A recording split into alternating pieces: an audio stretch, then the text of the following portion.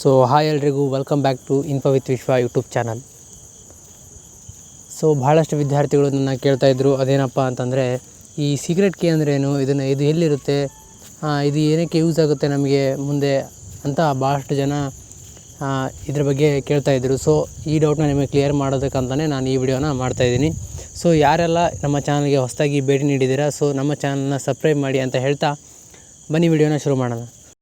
So ಮೊದಲನೇದಾಗಿ ಈ secret key ನಿಮ್ಗೆ ಎಲ್ಲಿ ಸಿಗುತ್ತಪ್ಪ ಅನ್ನೋದನ್ನು ನೋಡೋದಾದರೆ, ನೀವು ನಿಮ್ಮ KCT ರಿಸಲ್ಟ್ ಈಗ ಬಂದಾದ ನಂತರ ನಿಮಗೆ ಡಾಕ್ಯುಮೆಂಟ್ ವೆರಿಫಿಕೇಷನ್ ಸ್ಲಿಪ್ ಅಂತ ಒಂದು ರಿಲೀಸ್ ಮಾಡ್ತಾರೆ. ಸೊ ನೀವು ಆ ಡಾಕ್ಯುಮೆಂಟ್ ವೆರಿಫಿಕೇಷನ್ ಸ್ಲಿಪ್ನ ಡೌನ್ಲೋಡ್ ಮಾಡ್ಕೋಬೇಕಾಗುತ್ತೆ. ಸೊ ಆ ಡಾಕ್ಯುಮೆಂಟ್ ವೆರಿಫಿಕೇಷನ್ ಸ್ಲಿಪ್ನ ಮೇಲೆ ಈ ಸೀಕ್ರೆಟ್ ಕೀ ಇರುತ್ತೆ. ಸೊ ಇದು ವೆರಿ ಇಂಪಾರ್ಟೆಂಟ್. ಸೊ ಅದು ಯಾಕೆ ಅಂತ ನಾನೀಗ ಹೇಳ್ತೀನಿ.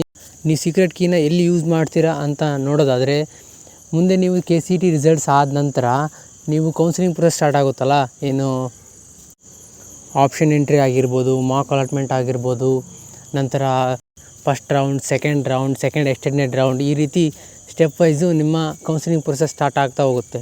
ಸೊ ಈ ಕೌನ್ಸಿಲಿಂಗ್ ನಡೆಯೋಕ್ಕಂಥ ಸಂದರ್ಭದಲ್ಲಿ ನೀವು ಆಪ್ಷನ್ ಎಂಟ್ರಿ ಸ್ಟಾರ್ಟಿಂಗಿಂದ ಆಪ್ಷನ್ ಎಂಟ್ರಿ ಮಾಡಬೇಕಪ್ಪ ಅಂತಂದರೆ, ನೀವು ಈಗೆಲ್ಲ ನೀವು CET ವೆಬ್ಸೈಟ್ಗೆ ಹೇಗೆ ಲಾಗಿನ್ ಆಗ್ತೀರಪ್ಪ ಅಂತಂದರೆ, ನೀವು ನಿಮ್ಮ CET ನಂಬರ್ ಹಾಗೂ ಪಾಸ್ವರ್ಡ್ ಅದನ್ನು ಹಾಕಿ ಲಾಗಿನ್ ಆಗ್ತೀರಾ. ಸೊ ಇದಾದ ನಂತರ ನೀವು ಆಪ್ಷನ್ ಎಂಟ್ರಿ ಮಾಡಬೇಕಾದ್ರೆ ನೀವು ಈ ಸೀಕ್ರೆಟ್ ಕೀನ ಯೂಸ್ ಮಾಡಿಕೊಂಡು ಲಾಗಿನ್ ಆಗಬೇಕಾಗುತ್ತೆ. ಈ ಸೀಕ್ರೆಟ್ ಕೀ ಇಲ್ಲ ಅಂತಂದರೆ ನೀವು ಲಾಗಿನ್ ಆಗೋಕ್ಕೆ ಚಾನ್ಸೇ ಇಲ್ಲ. ಸೊ ನೀವು ಲಾಗಿನ್ ಆಗೋದಕ್ಕೆ ಆಗೋದಿಲ್ಲ. ಸೊ ಹಾಗಾಗಿ ಅಲ್ಲಿ ಈ ಸೀಕ್ರೆಟ್ ಕೀ ಯೂಸ್ ಆಗುತ್ತೆ.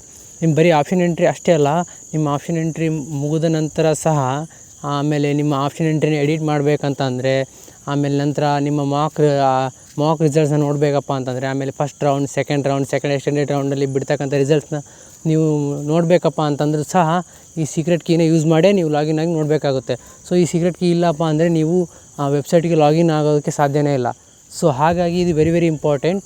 ಸೊ ಈಗ ನಿಮ್ಮ ಡಾಕ್ಯುಮೆಂಟ್ ವೆರಿಫಿಕೇಷನ್ ಸ್ಲಿಪ್ನ ಯಾವಾಗ ಬಿಡ್ತಾರೆ KANವರು, ಅವ್ರು ಬಿಟ್ಟ ತಕ್ಷಣ ನೀವು ಅದನ್ನ ಡೌನ್ಲೋಡ್ ಮಾಡಿ ಸೇಫಾಗಿ ಇಟ್ಕೋಬೇಕು. ನಾನು ನಿಮಗೆ ಹೇಳೋದೇನಪ್ಪ ಅಂತಂದರೆ, ಒಂದು 4ರಿಂದ 5 ಕಾಪಿನ ತೆಗೆಸಿಟ್ಕೊಂಡಿರಿ. ಯಾಕಂದರೆ ಮಿನಿಮಮ್ 4ರಿಂದ 5 ಕಾಪಿ ನಿಮ್ಮ ಹತ್ರ ಇರಲೇಬೇಕು.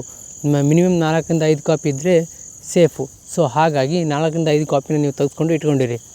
ಸೊ ಇದಿಷ್ಟು ಸೀಕ್ರೆಟ್ ಕೀ ಬಗ್ಗೆ ಆಯಿತು.